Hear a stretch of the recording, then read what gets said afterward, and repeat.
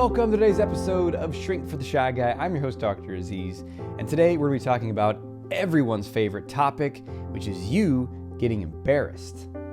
Yay! But actually, we do like embarrassment, don't we? I mean, that's like a fundamental staple of comedy. It's people getting embarrassed and even watching people do it and then laughing because it's outrageous. Maybe they say something that embarrasses someone else, or they embarrass themselves, and we all laugh, and it's great. And then there's that gray area comedy where it's funny and you like watching it, but it's also cringy because you can put yourself into their shoes empathically and feel how awkward or uncomfortable it is. I just watched rewatched a fantastic movie called School of Rock. I'm not sure if you've seen that one. It's Jack Black, directed by Richard Linklater, and one of Jack Black's classics for sure. I'm a huge fan of that man's facial expressions and whole demeanor. But there's a scene where, if you haven't seen the movie, he's kind of a washed up musician who ends up taking this substitute teaching gig at this very expensive fancy prep school, and somehow starts roping the children there into being in a band for him for some competition.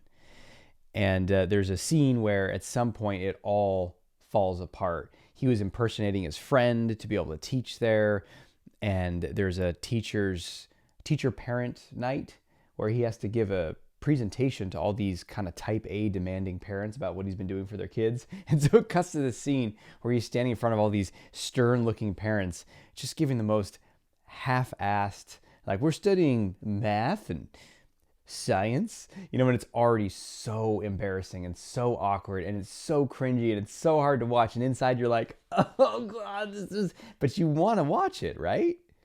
And then, to make matters worse, his friend's girlfriend calls the police when she finds out and says, hey, he's been impersonating his friend. And the police come the very night of the parent-teacher meeting. And so they're like standing outside the door, and then they come into the room, and then the parents are like, what's happening? And it turns out this man is a fraud. So it just goes from bad to even worse, right? And they're playing that up in the movie, right? Because they know it's dramatic, it's funny, it's engaging, it's gripping. Now, what does this silly movie have to do with you? Why are we even talking about this in today's episode? Because that is part of the secret to freeing yourself from embarrassment.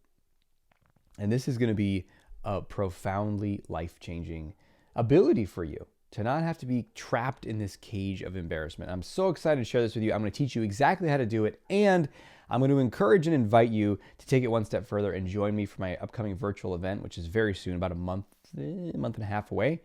And we have super early bird tickets on sale now for just the next few days, until June 18th is when they conclude. And that's a big part of what we're doing at the Ultimate Confidence Breakthrough. That's the name of the event. Is we're helping you burn out your embarrassment circuit. And so you're going to hear me talk about it. I'm not going to hold anything back. I'll share exactly how to do it in today's episode. And I cannot tell you how many people I've talked to who said, yeah, I listened to your podcast, I read your books, I didn't do this stuff until I came to an event, whether that's virtual or in person. And then, okay, finally, I get it. I'm going to go do it. So my invitation for you is to not just listen to this and think about it, is to do this stuff, to practice it. And that's why I create these virtual events, these in-person events, to create environments where it makes it inevitable that you're going to make these changes. Because when you do take these actions I'm going to share in this episode, you will experience a shift. It's formulaic. Like the confidence you'll gain is a byproduct of the actions I'm going to suggest. And not only am I going to suggest the actions in today's episode, I'm also going to describe the mindset going into it, because that's very important. All right, so if you want to take it further, definitely check out that online event. You can go to draziz.com, that's draziz.com, and click the events tab, and it should be right there. It should actually also be on the home page at this point of the main Dr. Aziz page. So what are we going to do at this event? Well, on day 2 is we're going to be really going at this embarrassment circuit, and I'm going to share how we're going to help you diffuse that thing. So first of all, you have to understand embarrassment and what it even is, right? It's this dreaded feeling that we're trying to make sure we don't experience, but we don't ever really understand what exactly it is and where it's coming from. Embarrassment is the result of you breaking some rule in the cultural field. So the cultural field, if you haven't heard me talk about it, is an invisible force field, like a visible field of influence, like gravity. And just like you don't see gravity, but it's pulling on you, you don't necessarily see the cultural field. It's not like there's a sign on the street that says, don't dance here or you will be arrested, you know? But you start dancing on a street corner in a busy middle of the day city and you're going to feel something. What are you feeling? You're feeling the invisible field like gravity, and you're breaking some rule in it. Now, depending on who you are and where you come from, that rule may or may not be that stern or that big of a deal. But for some people, that's horrendous. And it's interesting because if you go to different cultures, dancing or singing out loud might not even be breaking a rule. But I'm talking about in the United States. That's where I'm from.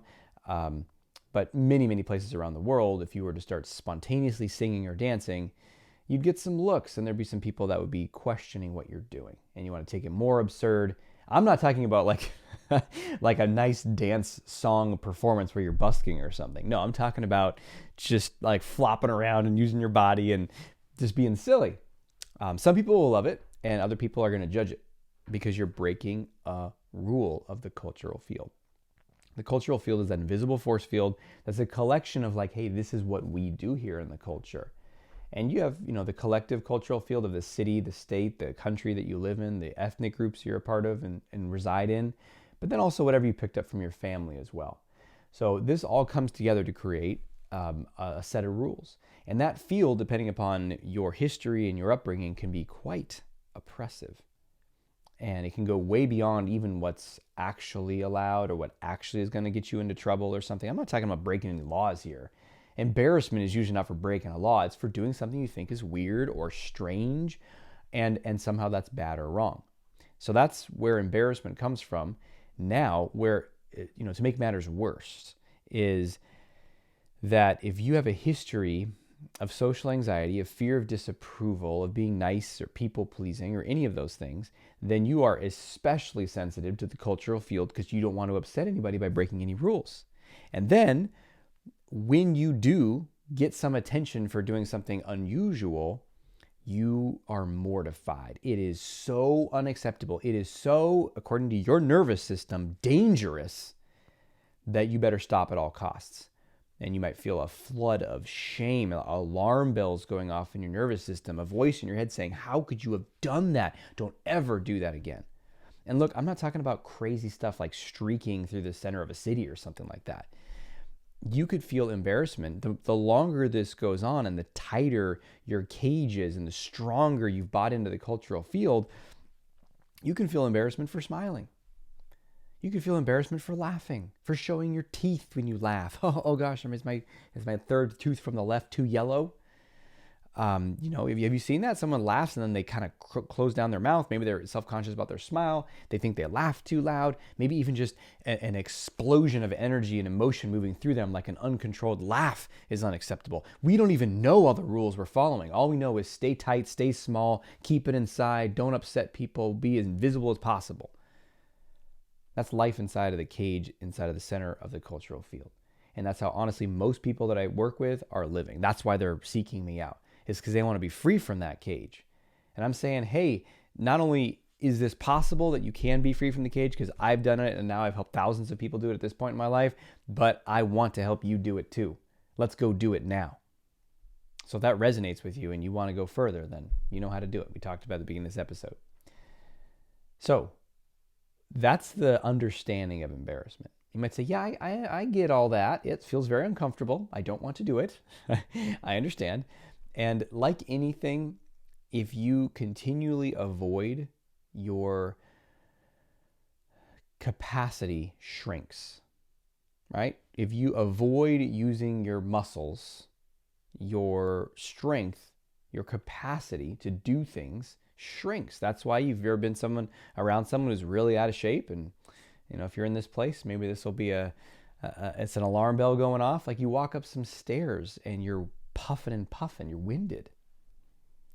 And I'm not talking about if you sprint up a good flight of stairs. We got 3 flights of stairs in my house here. If you go from the bottom to the top real fast, you'll be breathing. I'm talking the person who's like, ready to sit out, right? And that could be happening from smoking. That could be happening from not using your body. And so if you avoid the discomfort of using your body, then your capacity will shrink. If you avoid the discomfort of embarrassment, then your capacity will shrink.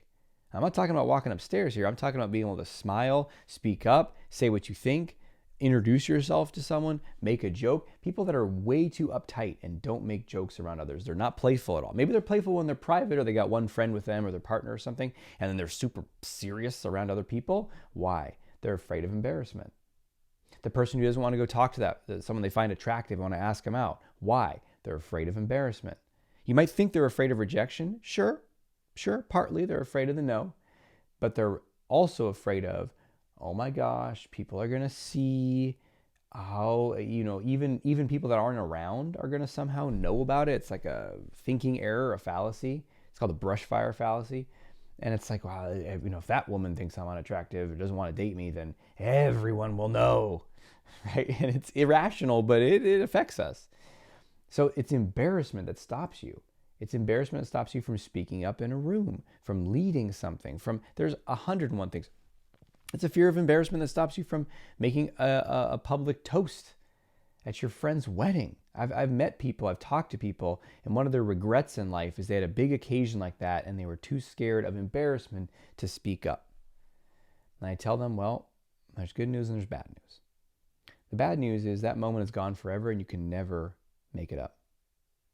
I let that sink in because we need pain to motivate us, not just, it's all right, it's all right.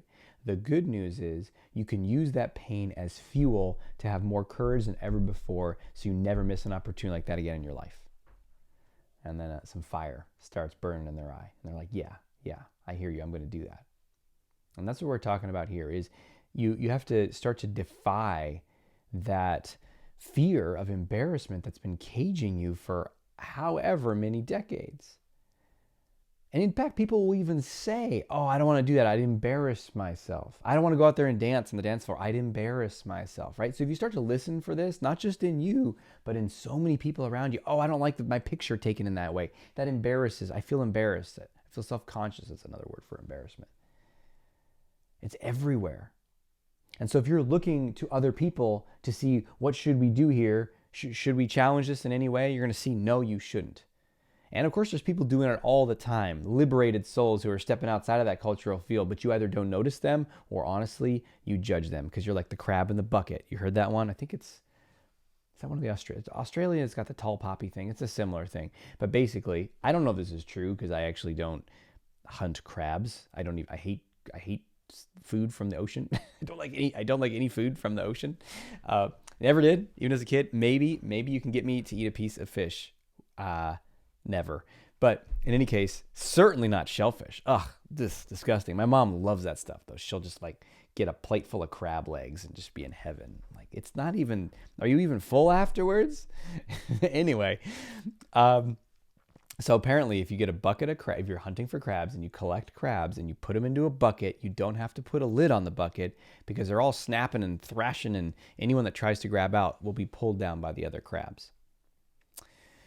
And you maybe are like, well, that you see someone who's more free and inside, you feel a mixture of envy, like I want to be that free. And also like, who the F are they? I don't like them. And you can't even explain why. So what do we do with all this?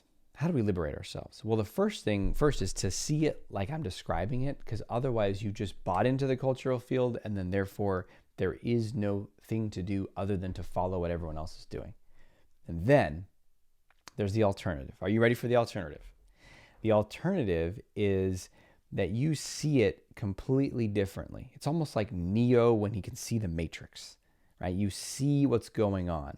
And all of a sudden, or a dream. Have you ever had a dream where you became aware that it was a dream? It's called lucid dreaming. And so if you're in a dream, let's say and if you never even had this, just follow me on this thought experiment. Let's say you're in a dream and it's kind of a stressful situation, like you're going to go to the exam and you haven't studied, or you're going to show up to the thing and you don't have pants, or something nervous is going to happen, right? And then you have a moment where you're walking there, you don't have pants on, you're like, oh my God, I'm going to have to go into the room and take the test, and I don't have any pants on, and my teeth are falling out, or whatever your nightmares are. And then, wait a minute, you don't even know why you just know. This is a dream. This isn't real. This is a dream. And you look around at all the people. And if you ever waken up in a dream like that, it's really one of the most fascinating things I do when I become lucid in a dream is I just pause and look around at the dreamscape and am utterly amazed at the capacity of my consciousness and my mind to create this scene in such exquisite detail. I've even slowed down to study something like thousands of tree leaves shimmering in the wind during the, looking at a blue sky behind that. And I'm like, how this is extraordinary. And my mind can create this. And so, but if you did wake up in that dream and you're going to have to go give a talk, but it's all a dream, and you really know it's a dream, does that change things for you? Does it really matter what a dream character thinks of you? Are you terrified of what they are going to judge? It's actually really fun. Side note, in a lucid dream, if you try to talk to other dream characters about it being a lucid dream, it's been very interesting. And Candace, my wife, who's really good at this stuff, she can lucid dream pretty much at will. She's had similar experiences where if you try to talk to a dream character, I've done this before, like been in a dream, I'm with my brother, and then I wake up in the dream, I'm like, hey, this is a dream. And he looks at me, and the characters get sort of disturbed. It's like, you're like, wait, no, don't. It's like people in the Matrix, right? They're like, don't tell me that. It's confusing me. It's really weird. In any case, what if you took a little bit of that energy to going out in the world, where you just didn't buy into it so much? And the way that you do that is you realize that the cultural field is a force like gravity, but it doesn't have total domination control over you like gravity. Gravity, if you jump out of a tree, it's going to pull you down 10 times out of 10. It doesn't matter what your mindset is. But the cultural field doesn't have that kind of power. It's a weak field. So it'll exert some pull, but with not too much, you can actually just step right through it, step right out of it. And how do you do this? You show yourself that you can do this. You show yourself that when you do the thing that you think is dangerous, you do it and nothing bad happens and you're fine. And then all of a sudden, it's liberating. It's amazing. And what's the thing? Well, the thing is whatever embarrasses you. So to put it into a nutshell, to put on a bumper sticker, as Keith Cunningham would say, to burn out your embarrassment circuit, do the things that embarrass you on purpose until you're free. So what does that look like? Well, what embarrasses you? What would embarrass you? Here's some things that I've done with clients or had them go do during my events.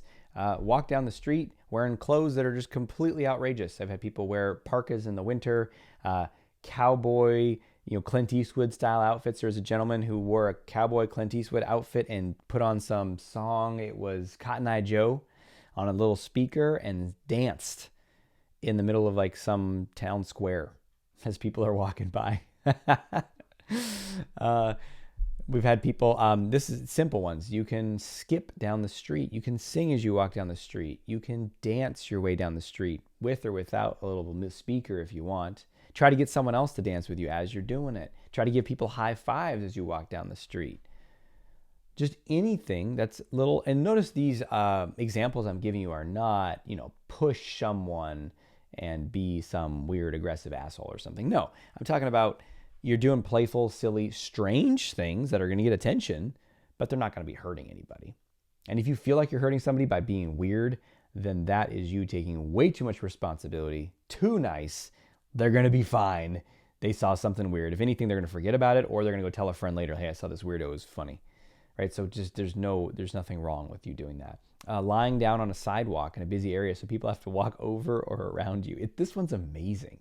This one is really amazing. You realize how much it is very much like the Matrix or a dream, or people are just so in their own robotic automata, solve my problems, get to the next thing. There's like a body there. I'm not talking about you look like you're passed out and homeless, because then people do have a sort of level of, well, seen that before, and they just keep going. I'm talking about, I've done this where I'm wearing like nice-ish clothes, and laying down in a way that is not like passed out. I'm kind of got one, it's like I'm on my side with one hand underneath my head, almost like a Roman relaxed pose.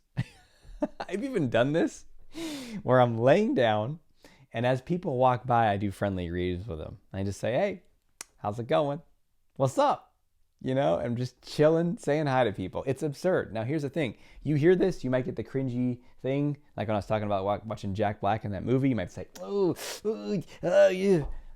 And it's the cultural field is it's like shooting a rocket into space with the gravitational field, where if you have a certain velocity, you will break the field, right? So you can't break gravity jumping out of a tree, but humans with ingenuity and machines and giant rockets can shoot something, and it pushes, and then pierces through, and then all of a sudden, the gravitational pull has no effect on that rocket anymore, right? It's gotten high enough, far enough away from the Earth where it's not going to pull it straight down. It might pull it into orbit, but it's not going to pull it straight down. And the same thing is true for the cultural field. Fortunately, it's a hell of a lot weaker. You don't need a rocket, but you do need to have something inside you that says, I'm going to pierce through this. Because if you go out there and be like, oh God, I just hope I don't get embarrassed. Ooh, here I go. I'm going to go dance. And you do this little timid dance and someone looks at you and say, oh, I'm sorry. I'm doing the social experiment. It's Dr. Aziz told me to. I got to go. And you run. Your rocket's going to crash straight down. Like, what was the most recent attempt to launch the hugest rocket ever from SpaceX? I forget what they called it, Thor or something. I don't know what they called it, but it crashed. It was too big. That's okay. They're working on it. They're going to, iterative improvement. So if you crash, that's also okay. But iterative improvement, are you going to get out there and do it?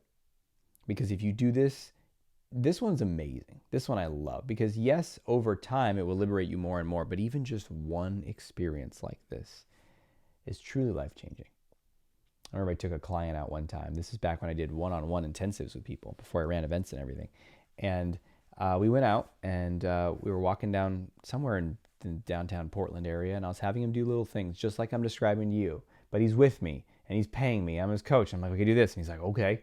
And he went and did 3 or 4 of these things, not even that many. And this is a guy who is afraid to make eye contact with people, hard to have conversations, just like classic, strong social anxiety that had been happening for, maybe 20 years. I mean, probably 6 or 7 of those years he dealt it with drinking, but that had its own problems, it's like being drunk, drinking literally before meetings just to be able to be, not have the social anxiety, right? So not healthy for his family, for his life. But that was his strategy, and now he wasn't drinking anymore, and he wanted to solve the problem at its root. So serious social anxiety, and we get out there, and after 3 or 4 of these experiments, he comes back to me. He's like, what else you got? And I start to come up with stuff that's a little more outrageous, and eventually he comes back to me and he's like, what else you got? I said, it's wide open, man. You can do anything. What do you want to do? And so he just started trying things, and they weren't even that outlandish anymore. It wasn't like, I'm going to go pound my chest like Tarzan. No, he just walk up to groups of people. He realized I can do whatever I want. We're not talking about laws that are designed to protect people and enforcing and all that stuff. No, this is the cultural field. This is you just not wanting to get looks or be judged or have anyone ever think negatively about you. And you got to challenge that. And you got to show yourself that you're absolutely free. And you do that by going and getting embarrassed on purpose. Which brings me to our action step, which is to go out and get embarrassed on purpose. You probably saw that one coming, right? So this is called embarrassment inoculation.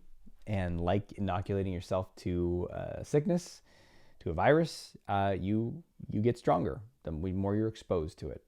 So go out there. I gave a dozen examples in this episode. You can come up with your own. Go out there and practice and do them. Now, just take a moment to really check with yourself and be brutally honest. Are you going to go do it? And if your answer is no, why not? Is it, I'm too busy? Is it, I don't need that? I'm actually beyond all that stuff that he's talking about? Oh, okay. All right, tough guy. Maybe. Or is it that you're scared? I mean, come on. Why not just admit we're scared? Look, before I go do this kind of stuff too, I'm nervous. I'm scared. I'm like, oh, here we go. But it's a type of training. It's like getting into a cold plunge. Every day before I go into my cold plunge, I'm like, oh boy, here we go. But you just get in, you do it. And now I have no friction. There's no, I know I'm going to do it. And that to me is a sign of freedom. Not that you have no emotion about it. What are you, a robot? No, but you're just like, okay, here we go. And I also know it's going to be fun and silly and not that scary and actually quite liberating at the end of it, because I've done it so many times. So this is the last call if you want the support to do it. Look, I think we all need support in things.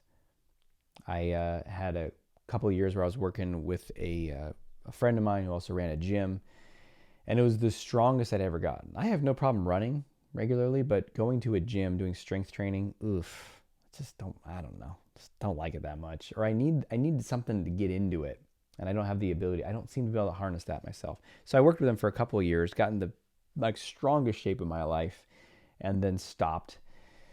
And then I was always like, I'm going to do some calisthenics at home, and I'm going to lift these little dumbbells, and slowly degraded in my strength. And then just about 3 weeks ago, admitted to myself after about 3 years of not working with him, like, hey, I am not going to actually do this stuff like I say I am. So I hired him again. He works remotely now. It's great. He comes up with my workouts. They come to an app. I do them at home. I report to him. And just in 2-3 weeks of working with him, there's been, I'd say, at least 3 times that I would not have gone and done it, but I did because I know I'm going to report to him. And also, pretty much every time I've gone in the gym, I've done more than I would have. I would have thrown around a few weights, like, man, that's pretty good, I'm going to go. Here I have like a set workout to follow. So if you're wanting something like that for this, then definitely check out the Ultimate Confidence Breakthrough, because we're going to have activities, you're going to do things, you're going to have a group to report to, you're going to have accountability, you're going to have support. It makes it so much more fun, so much more easy than trying to go lone wolf this stuff. So check it out. The event is July 14th through 16th. You go to draziz.com and you can find out more. Also, check out your tickets now, though, because the super early bird goes, depending on when you're listening to this, maybe just for another day or two, maybe a couple days. So check that out. And I would love to support you in that way and watch you flourish and grow. It's one of my favorite things is after we come back from people doing this kind of stuff, is people sharing about what happened for them, what they learned, what they saw. So check that out. And regardless, go out there, do something that embarrasses you. I hope this episode serves you. This kind of stuff has been profoundly life-changing for me, really liberating, and it's something that I think has really helped me break through the social anxiety, in fast and profound ways. So check it out. Go do it. Let me know how it goes. Until we speak again, may have the courage to be who you are and to know on a deep level that you're awesome. I'll talk to you soon.